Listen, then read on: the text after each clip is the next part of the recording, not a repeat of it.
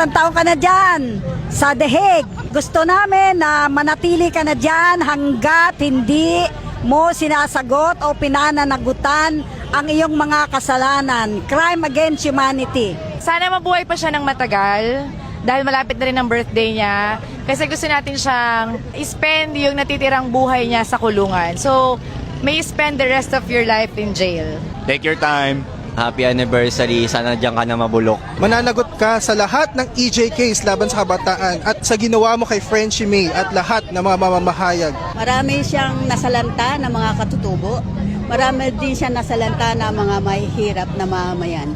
Kaya magtiis ka dyan, Duterte. At wag mo nang paramihin pa ang iyong mga DDS.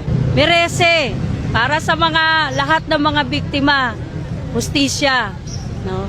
Sana tuloy-tuloy kang makulong.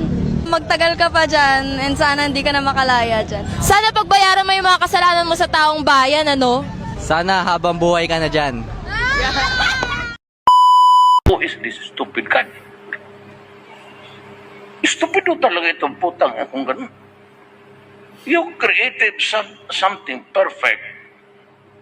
And then you think of an event that would tempt and destroy the quality of your work.